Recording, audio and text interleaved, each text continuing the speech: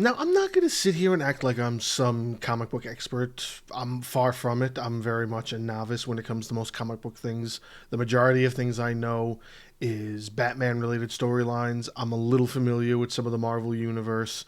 I know a little bit about Spawn. Like it's very scattered. I was kind of just a casual comic book reader. The only thing I've probably ever really finished is the Walking Dead series. I can tell you that storyline inside and out. I've read every single one of those comics. They're fantastic. So I don't really know a lot about Hellboy. But what I really need to ask is, why do we keep remaking Hellboy? Like, I get it that sometimes you need to do a recasting, especially for certain roles. Like, we've seen that with Batman and Spider Man. But, Ron Perlman wasn't bad. And then he was supposed to be a trilogy. He never got his third film. And then they redid it again with David Harbour. And I wasn't against that version either. I will say that if it was like amongst the three versions that we have now, which is crazy to think that we have three different versions of Hellboy, like Hellboy is on the same level of Spider-Man. I guess he's that popular. I didn't realize that Hellboy comic was that big, and there's probably a lot of really diehard Hellboy fans out there who are probably going to attack me in the comments. I'm just not that in tune to it. I do know from a very rudimental standpoint is Hellboy is kind of in the realm of more of the horror angle, which is why this newer one that came out last year, Hellboy and the Crooked Man, kind of fit more into it better than I think any of the other films had done to this point. But again, I didn't mind the other versions. If I had a favorite, I would probably choose the Ron Perlman ones because that's the first one. That first film is the only one that kind of sticks out in my mind the most, and I usually return to that one more than anything else. That first Hellboy is just really entertaining. It's got a lot of quirks to it.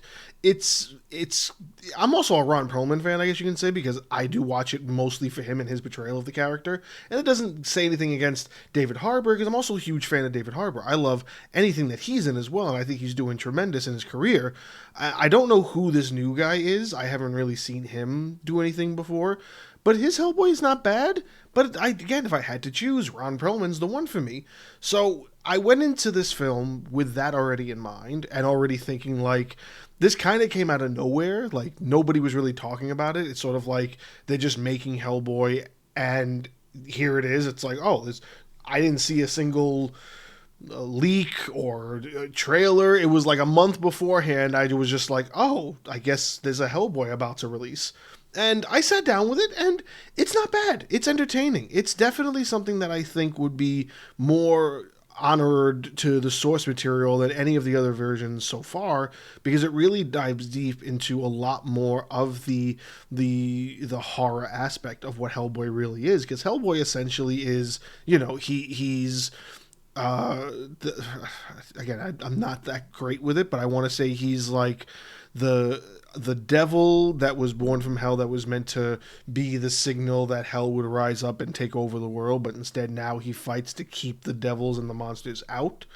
And every other one has kind of gone more with the monster and the action and the adventure angle, and this one leans more towards the horror and the spirits and the demons angle, because the Crooked Man is a very well-known story amongst a lot of people who are big into either folklore or even the Conjuring series touch base on the Crooked Man. And I believe there's actually meant to be a Crooked Man movie that either came out or is coming out.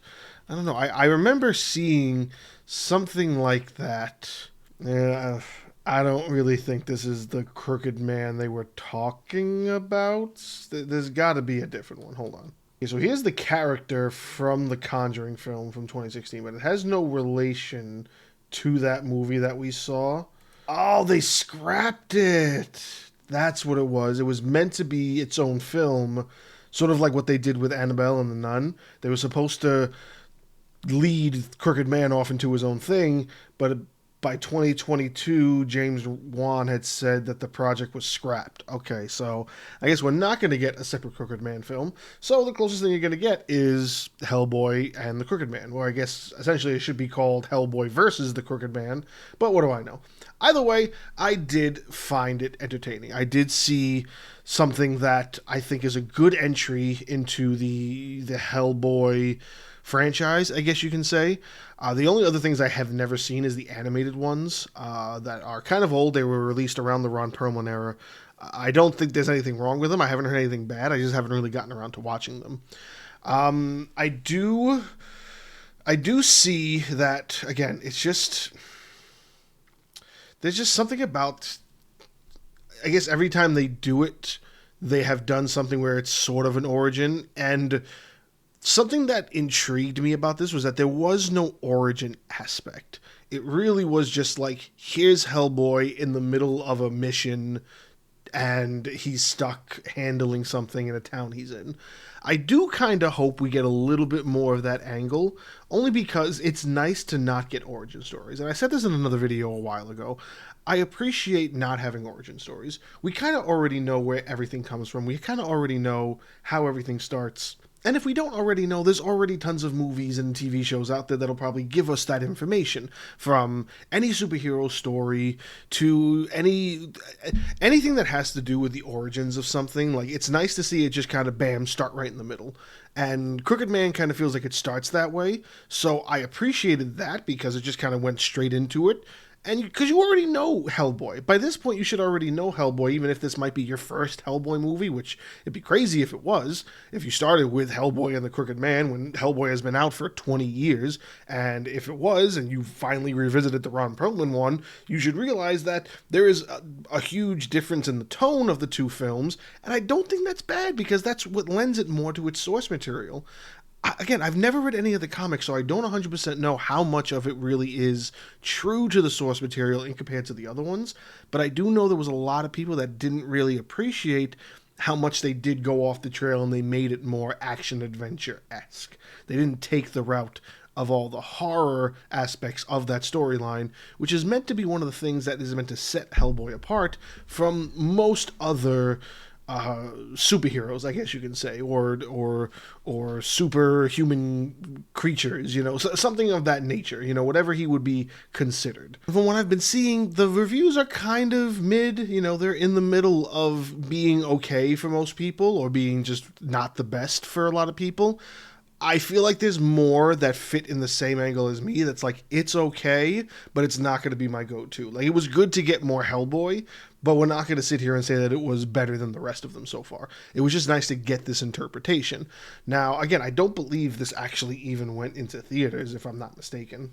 So it had a limited theoretical release in the international markets, beginning in Belgium in June, and the United Kingdom, and then it was direct-to-video from Ketchup. Ketchup Entertainment is actually the guys that are going to be reviving the Coyote vs. Acme movie, which I can't wait for. So interesting that it's through them. But yeah, it only grossed $2 million from the international markets when it went into theaters, which isn't a lot on a $20 million budget. So only making back 10% is pretty bad. And I guess they don't really consider it a success in that respect. It's not the best Hellboy, but it is nice to get more Hellboy.